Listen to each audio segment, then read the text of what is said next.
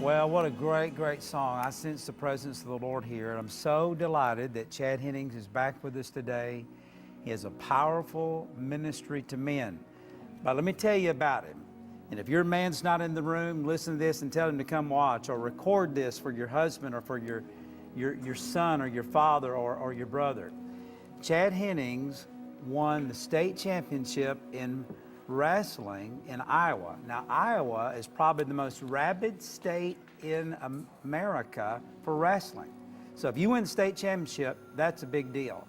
He had many scholarship opportunities, of course, being a football player as well, but he chose to go to the Air Force Academy. You don't go into the Air Force Academy unless you've got some kind of a congressional recommendation, and you have to be really, really smart. You have to have great grades. So finally, he got to where he led the nation in sacks, 24 sacks in a year. Now, DeMarcus Ware's never had 24 sacks, and nobody else in the NFL. So that's amazing. 24 sacks, he led the nation. He went on to become an All-American. He went on to become in the College Football Hall of Fame, both for sports and for academics. He was drafted by the Dallas Cowboys and said, "Sorry, Mr. Jones, I got to go serve my country." So he went and got his 6'6", 300-something pound body into an A-10 Thunderbolt jet plane, otherwise known as a Warthog, and flew sorties and missions all over Iraq. And then, of course, went on to play with the Dallas Cowboys and got to win Super Bowls. And now here he is in yet another career as that founder and president of Wingmen Ministries, a ministry to men. Please join Joni and me as we welcome Mr. Chad Hennings, who's only a little bit taller than me. Chad, God bless you. It's so great to have you. So I guess first question quickly before we get into the ministry, what's your prediction on this Saturday night, Cowboys and Eagles? Definitely on the hot seat, Cowboys. It's going to be difficult to repeat having beaten them this last week, but most definitely the Cowboys. For them to put together the string of wins that they've had the last few games to even win a football game in December is that's right. A huge accomplishment for the Cowboys. But all right, how did you fit into the Warthog?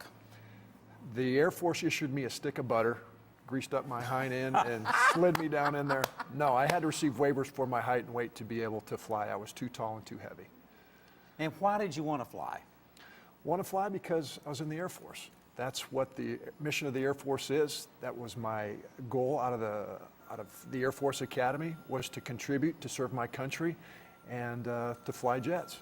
Did you have any scary moments when you were flying over Iraq? Did you ever get shot at? Never got shot at in there.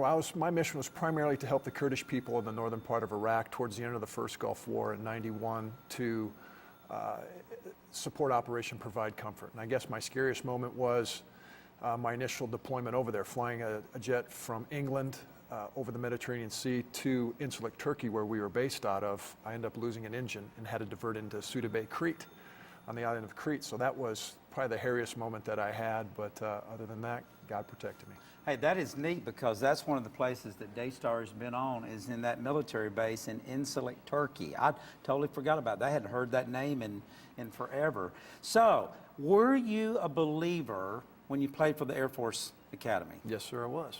So that has to be tough to play college football, be in the military, and then play in the NFL and be a believer. I know many can do that, but still, it's a tough challenge. I think, like anything, from the different teams that I was on, whether that was playing for the Cowboys or whether that was, in a fighter squadron, we're all tempted. We all get different temptations, and I guess the higher you climb up that economic ladder, the more opportunities you have to fall into temptation. But that's one of the reasons why I wrote the book, Rules of Engagement, was to encourage men that we're not meant to go it alone. We're not meant to John Wayne it. We're not meant to be a Rambo. Lone wolves don't survive long in the wild. We're meant to go through fellowship, to have relationships, to strive for that Jonathan David covenantal relationship with other men, masculine relationships, to affirm, to accept, to hold each other accountable. And that's what I try to relay in the book. Okay, most men are either scared to enter into a relationship like that because they think, who can I trust?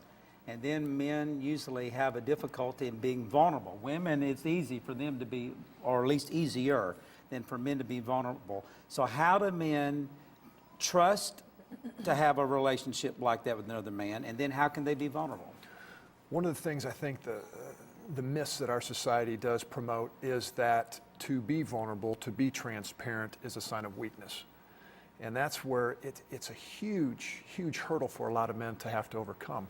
And I think first and foremost for me, with my personal experience, was praying for wingmen, engaging with other men, spending time, and slowly over time, allowing yourself to be transparent. Can I trust this individual? Do we have things in common where I want to be able to spend time with them outside of family or outside of work? And then over time, from a faith-based perspective where you're able to share your life together, you do establish those bonds and you do establish that connection, and you essentially become wingmen. You become warriors together, fighting side by side, back to back, watching out for each other, being able to get into someone else's face. Hey, you're slipping. Or, you know what? You need to pick it up, cowboy. Let's get going. Let's get going. I like that. And it's to encourage one another. And I guess bottom line, Morgan, it's to encourage men to try and strive for that balance that we all strive to maintain in life.